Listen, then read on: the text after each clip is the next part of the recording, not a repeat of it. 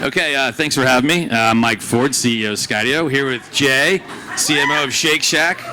Jay, pleasure to speak with you. I'm very excited about this. So we're going to talk about scaling businesses. Jay's background is really interesting. He has been at some of the biggest companies in the country, Bank of America, and then he transitioned to the startup world and now high growth. So what are some of the differences that you've seen, Jay, culturally? And love to hear more about what some of the challenges that you've seen recently as well. Yeah, thank you for having me, first of all, and great to meet you in person too here. One of the things we talked about for this panel, what would be interesting is this idea that a lot of huge companies and the people that work there, and a lot of startups and the people at the businesses often don't feel like they have a lot in common, and sometimes even have sort of a disdain for each other about the way they approach it. And I think there are a lot of opportunities that growth startup companies could learn from more big company folks being involved, and vice versa. So I started at Bank of America, was recruited out of school at Nations Bank. I worked there my whole career, 20 years in marketing and strategy. And then I'd started angel investing a little bit in New York City about 14 years ago, and that kind of led me to being close to a lot of these really interesting founders where they were on the cutting edge of what they were doing. Bank of America had turned into this huge aircraft carrier where it was very slow and you sort of a big corporate job, and I loved being close to the customer again and being close to these growth stories. So angel investing was a way to kind of get skin in the game and participate in some of these startups and their stories. And the more I was doing it, the more I liked it. So I decided to leave Bank of America. I took a little time off and traveled around the world and invested a little bit more and did a bunch of different things. And then there was a company called BarkBox, which I didn't realize how big Bark had gotten. I was friends with one of the co-founders, and they said, we're going to hire our first ever CMO. It was a subscription box for dogs, and I thought, well, that's cute. And I remember in the first discussion I had with the founder, he's like, well, we'll do $400 million in revenue next year.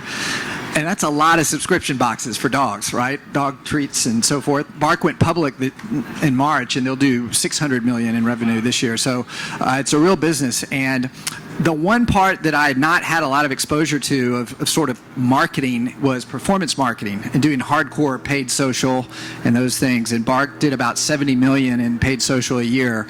So I was instantly thrust into all that. But I really loved the environment, loved it there. I was there 2 years. And then I met Danny Meyer, who is founder of Shake Shack. He's CEO of Union Square Hospitality Group and owns a lot of great restaurants in New York City. He's written an incredible business book called Setting the Table.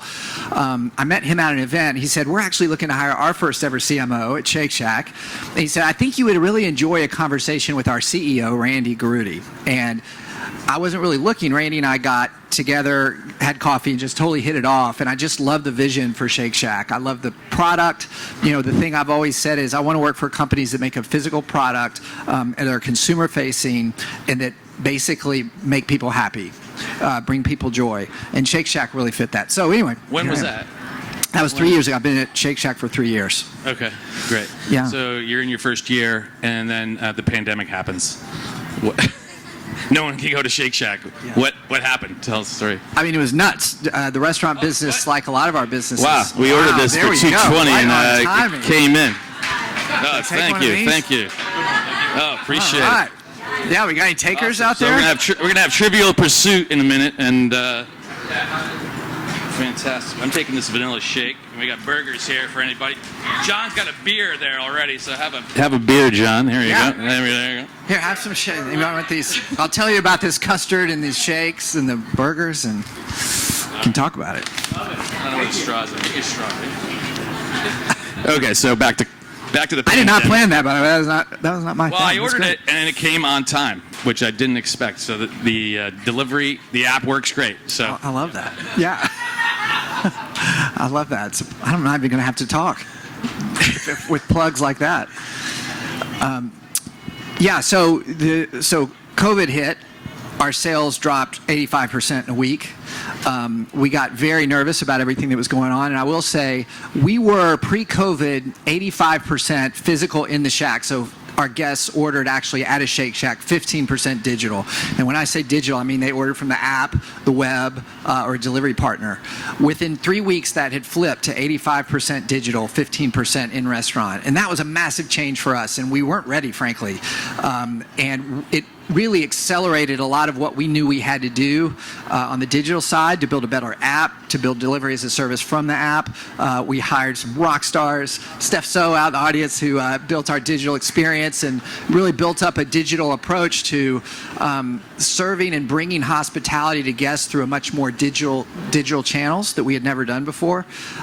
We dropped our exclusive relationship with Grubhub, and we quickly went to all 6 at the time partners. We went to Postmates and DoorDash and Uber and everybody, because we just needed the business. We needed the revenue. So that was a big switch. And it also just forced us to think about, again, that idea of being much more where the guest wants us. We've always sort of been like, hey, we're Shake Shack. Folks come to us. We have crowds.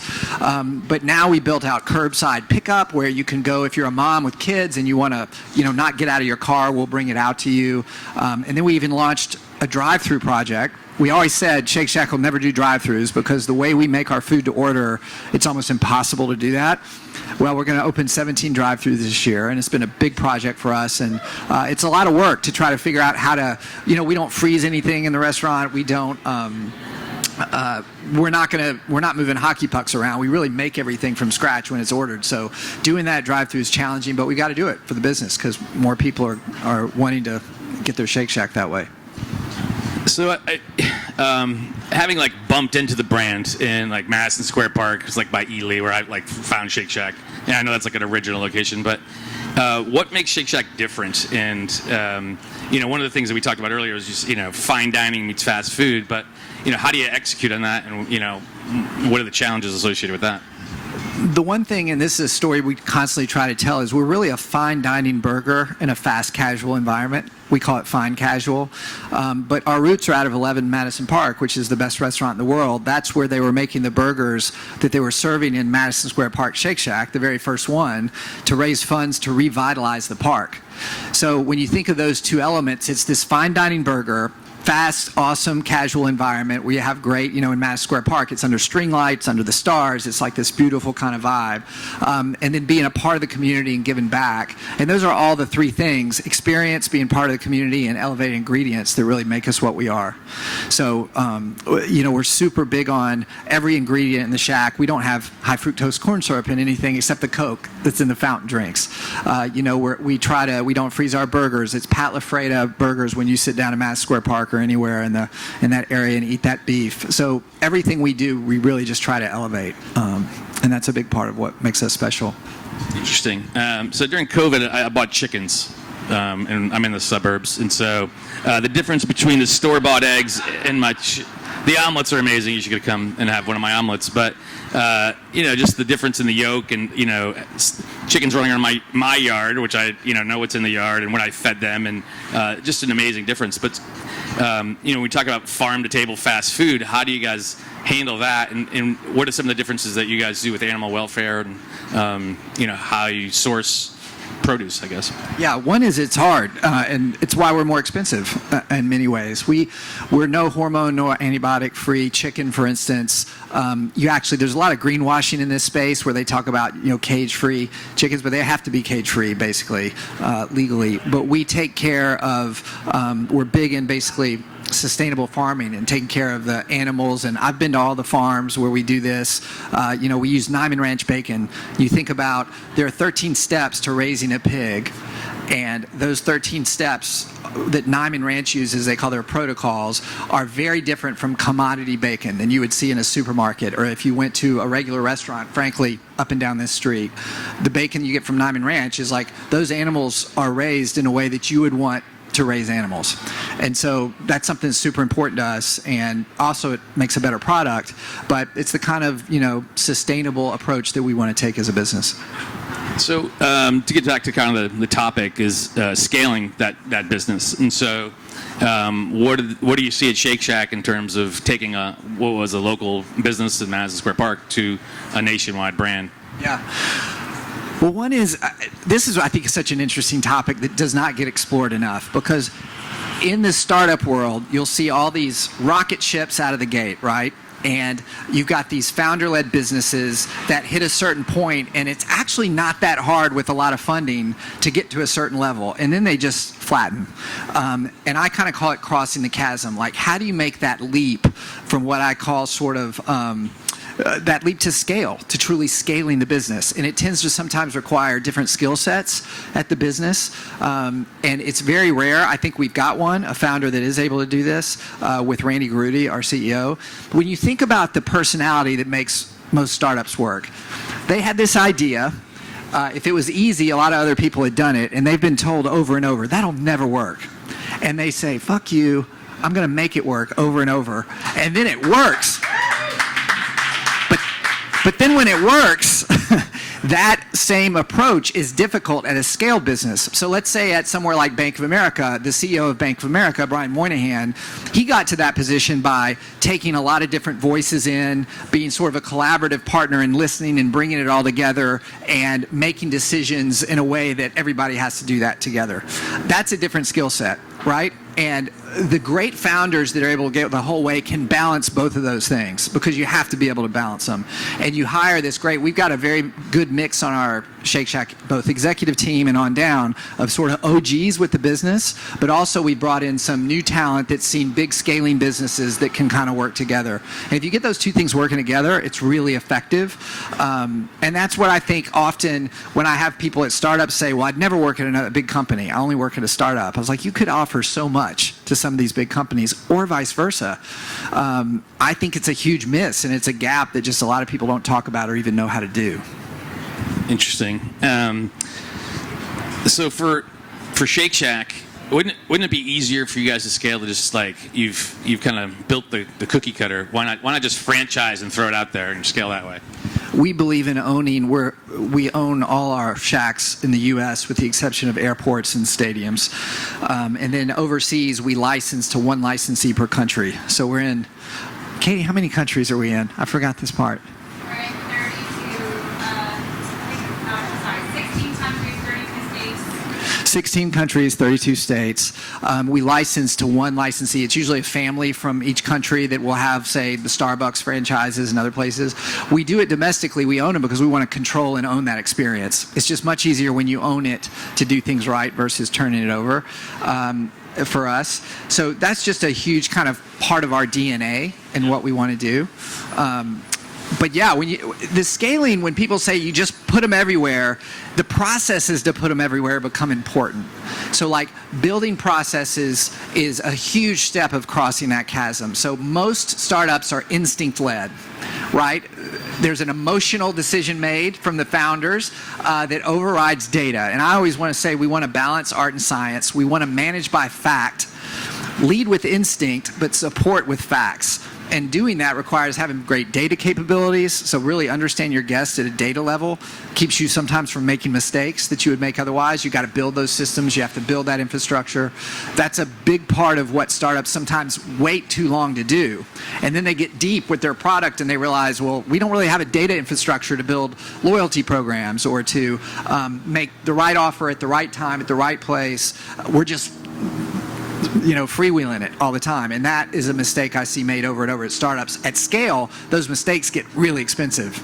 They get magnified. So what types of data do you use, or overall, let's take a step back, who are your customers and how'd you find out about them, and what do they look like for Shake Shack? It's funny, before I got to Shake Shack, we didn't really know much about our guests. We'd never really asked them. We've done a lot of research to kind of focus in our brand, and one of the things we talk about is our guests are upbeat upgraders, is what we name, and it's sort of a psychographical approach to how we think of our guests. These are people that appreciate elevated things, and they're willing to pay for them. They're not really flashy. They're not trying to make purchases because they're showing off. But they're willing to pay for quality. And, that's the Shake Shack guest. And we kind of have two guests. It is people that don't eat fast food, but they will eat Shake Shack because they see it as sort of, a quick way to get that thing. Or if you eat a lot of fast food, we're the splurge. So we're a date night on Friday or Saturday night. We're a celebratory lunch. We're something that, you take that kind of pride and excitement about. There's a reason that logo's on that bag. Nobody had ever done a bag like that before. The handled bag with the burger icon. Thank you. Very nice.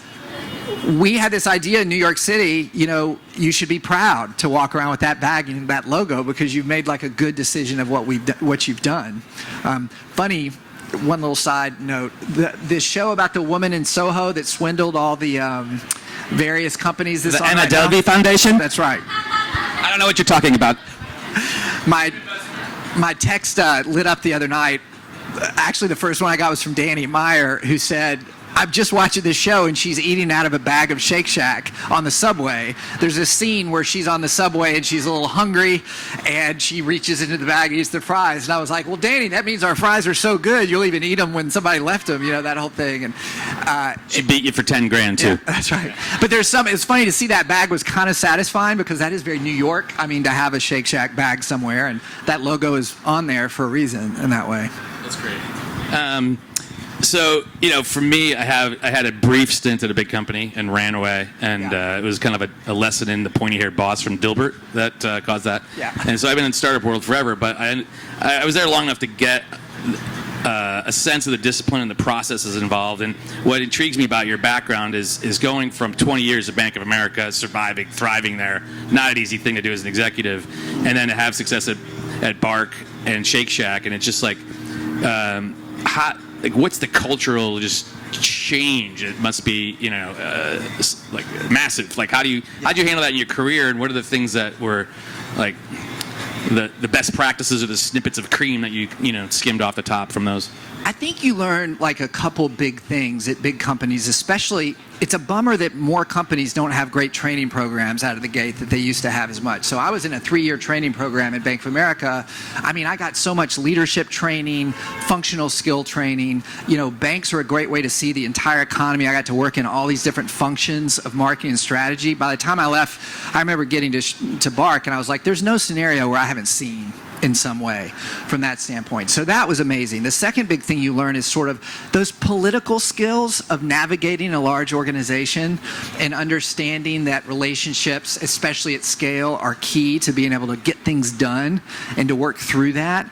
I think those two skills are huge, and I love hiring folks. Again, I bring up Steph again. I love folks on our teams that have both startup experience and big company experience, because you can take all those things, and then you get to the startup environment, and my first experience was you don't go fast enough. You're too methodical. You're too slow. You get yelled at a bunch of times, like, you got to speed this stuff up. And you learn that, right? That's something you learn at growth companies, like move fast and break things. You can't wait around for everything to be perfect. And that is a great also lesson that you take from there. By the way, big companies could use some more of that. Like, executives at big companies don't want to go slow. They just don't always know how to move faster. They don't have people that are have that background of moving really fast, and that's why they'll hire them if they can find them. So, but taking that and then apply it to a business that already has product market fit and says, okay, now we're struggling to open. Like we opened a couple weeks ago, we opened 5 Shacks in a day. Right? I think there was one in Hong Kong, one in Singapore, one in Mexico, like a drive-through in Kansas City, and a mall in Louisiana. When you do stuff like that at scale, if you're not thinking big picture, way ahead, you're going to cause yourself problems. It's going to catch up at some point. So you want people that have been through those scaling things and have seen that. It's like pattern recognition. More than anything, as I get older, I realize like what makes us humans is we are pattern recognition machines, for better and for worse. There are a lot of things that aren't great about that. But one of them that is good is you start to see as you grow, okay, I see this mistake coming before it happens. We're ahead of ourselves. We haven't built the right culture or processes. And that's something you learn at bigger companies. And if you hadn't learned it before, you want somebody around you that has. So how do you, that's 5 different locations, globally, not to mention what you're doing nationally. Like, how do you manage just it seems overwhelming. Like, we manage digital campaigns and the data for those, but how do you handle regional penetration versus national branding, or, just love to hear more about the tactics there. Well, one is we always think about, we want to be part of our neighborhoods. So we want to be part of the community. It's funny, I had a conversation with the CMO of Target a couple years ago, and he said, when somebody says it's my target, like my target is up here at this shopping center. He's like, we know we have them. That's the goal, is to say it's my target. And I thought that is so brilliant, right? We want the same thing. If I ask some people in this room if they're Shake Shack fans, they'll say, well, my Shake Shack is on South Congress, or my Shake Shack is Upper East Side, or wherever that may be. And you get there by being part of the community, by partnering with local chefs when you open, by having that hospitality where you remember people, you acknowledge people, you smile. You know, we've learned this interesting lesson, like folks will wait in line. We have lines all over the place. If they see the line moving and they're ordering food, they're perfectly fine with that, which is why a lot of the most popular retail places in the world, you'll see the lines. But then when they move to Expo, which we call Expos, where you pick up your food, and then that suddenly can be a mess, and everybody's waiting for their food, and you're waiting for somebody to be like, Larry, come get your, you know, and it's stressful, and you're like, Larry was behind me, and why did he just get his food, and now I'm pissed, right? And how that person engages with me is a big part of how I feel about that business. That's something we're working on a lot, always, to try to improve. It can be with screens, it can be on your phone that's saying, okay, I can see where this is, where my pickup is, etc.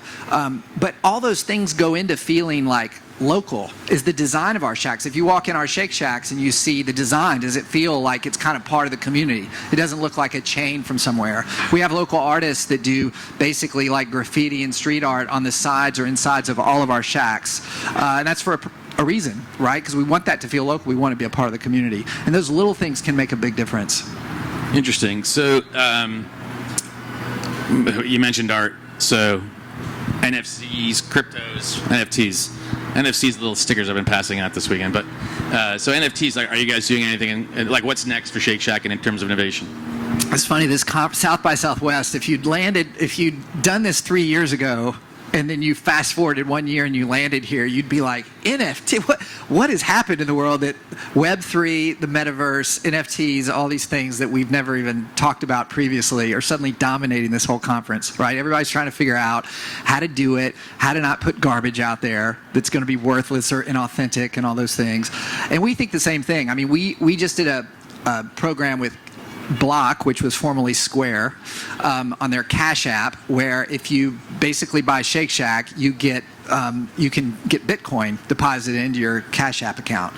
And it got all sorts of press and news, and people are so excited about that. And we were like, that's awesome. We're trying to do it basically so we can learn, because we want to learn and be a part of that ecosystem, part of that community. And I sort of view the same with NFTs. I'll tell you, this is the total inside baseball. We've got an NFT project lined up where we have worked with a bunch of really well-known, very authentic artists and creators in the space, like all the right people. But what happens if you're going to launch an NFT project? So let's say we NFT our recipes. So we say, okay, we've had 30 LTOs in the last 3 years. Right now we've got, I don't know if it was any in that bag, but buffalo chicken. It was black truffle for the holidays. Nobody knows this. Don't talk about it, but it was bourbon bacon cheddar burger that we're doing with Maker's Mark that's going to come out after this, right? If we do those recipes and NFT something around that, it will be popular. It'll be exciting, but then you've got to support it. So I hear all these marketers talking about, well, we're going to give, you're going to get merchandise and you're going to get special access to events if you do the NFTs, and you're going to be a part of that community. And I'm thinking, are you ready to support that for the next 5 to 10 years, that you're going to actually hold places where you're going to give away merchandise and events? And the practicalities of this are going to be very interesting. The ones that do it well will build communities. The ones that don't, you're going to spend a lot of money and potentially get backlash that you're doing something very inauthentic. So is the play like a souped up loyalty program, or? Well, the NFT thing would be us doing basically, kind of a drop type of approach, if we do it, that we could then support with insider access and some of those things.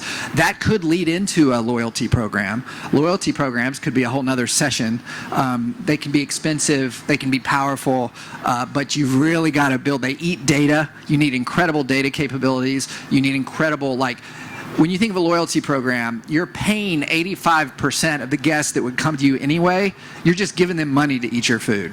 And then you're trying to get that 15% to come a little bit more, or to come that wouldn't have come before. So you have to make all your money on the margins to cover all the discounts you're giving everybody else, which is why if you look at Sweet Green and Target and lots of these businesses, they blew up their loyalty programs because they were basically just costing them money. Now they've started new ones. Target started a new one, but they're hard. So I do see NFTs as being a part of that, but they're not going to replace it for a while, in my opinion. There's still a lot of work to build and a lot of work to administer. Interesting. So we're coming out of the pandemic. We've got, let's just see, who's working in an office right now? Okay. Those are the two people who work at Shake working Shack. from home or remote. Let's raise your hands. Working from home or remote.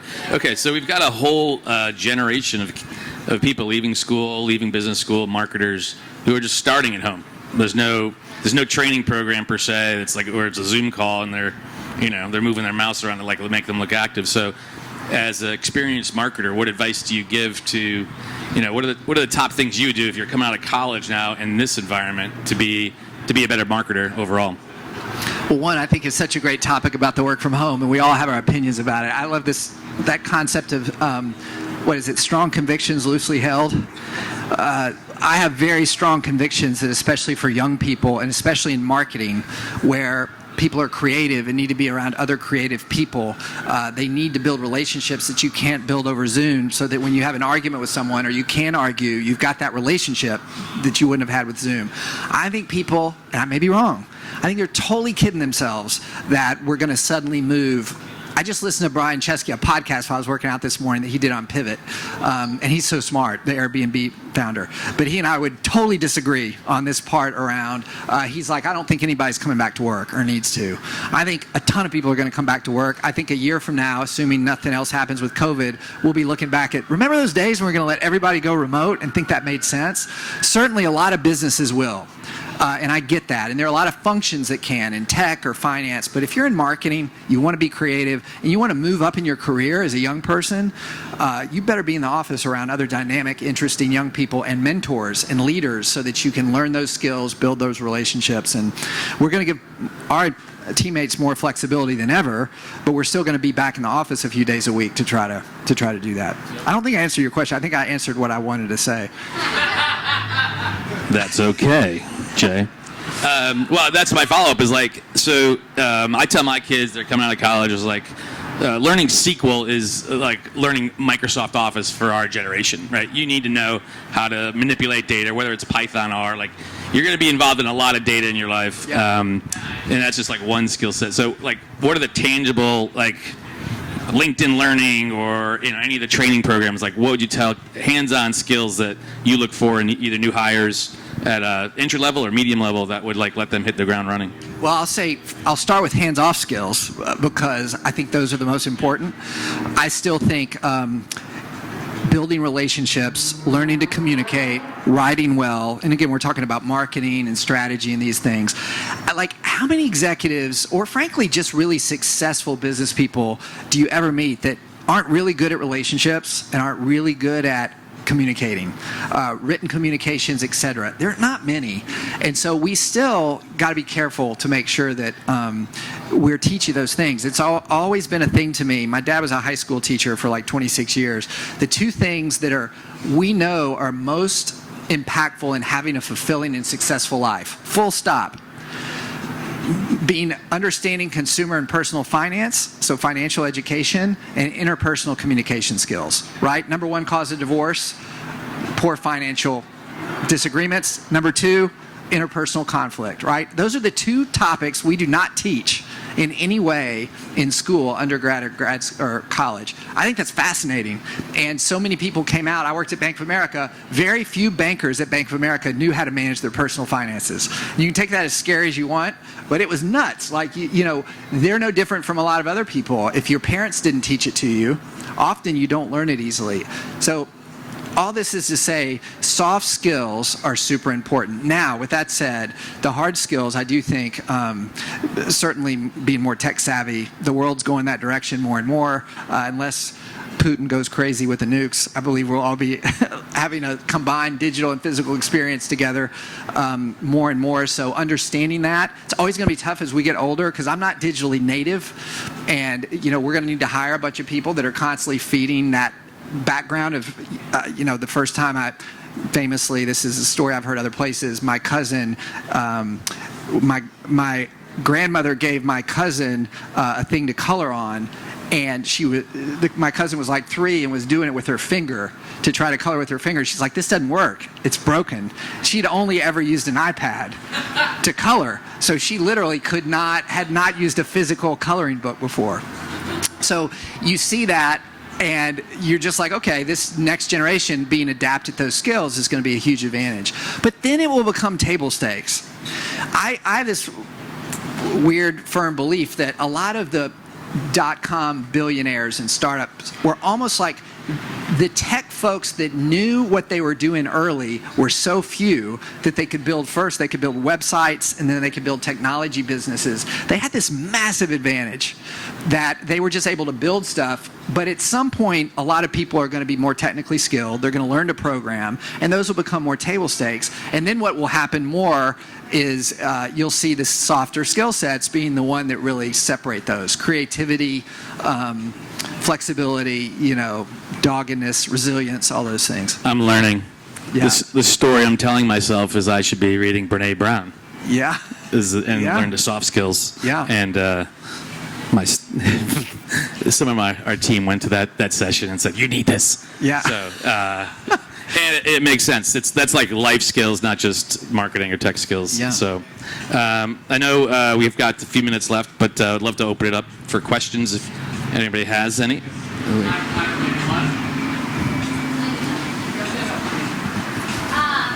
question is, working for startups, working for big companies, if you only work for startups or people that do work in startups, how can they find resources, or what resources do you recommend for them to get that leadership experience training that, you were talking about? I think it's hard. One of the things, so many more resumes I see now have like Columbia Executive Education Program or Harvard. A lot of people get these executive education programs, and I do think some of that helps fill the gap. This is another bigger topic that's in this, the pop-up of all these communities of Summit Series or Burning Man or, you name it. We're at one with South by Southwest. I think a lot of people are wanting to be with other people to learn more of these skills and have some of those resources. I thought that was interesting. I think you've got to get involved in external kind of communities because so many of the startups just don't have the money to bring in these like leadership training programs. We know the biggest one, for instance, is being a first-time manager. So the first time you ever manage people, most people are woefully underskilled at how to do that. How do they write performance reviews? How do they coach? How do they receive coaching? And that is a place where I would be hounding my company to say, you got to come up with training for first-time managers because that is going to help grease the entire wheels all the way. But there's no simple answer to it. I think if you work at a startup, I was like, you want to let me loose on all these people and managing all these people, you better give me some training. Interviewing too. A lot of people don't know how to interview. I mean, we've had lots of people that have never had training on doing an interview. And I can always see when you ask a younger person to interview somebody and then ask them, well, what'd you think? And they'll be like, oh, they seem great. I like them. And they don't even have a shared format to how to share pros and cons and debate. I think one of the big mistakes in big companies and small is promoting the high performer to management too early and unnecessarily, like they don't even want it, right? Yeah. So, and it hurts productivity as well as that career path, perhaps. So. Yeah. But sometimes you got to go find it in other places. Jay Livingston, Mike Ford. Thank you, guys.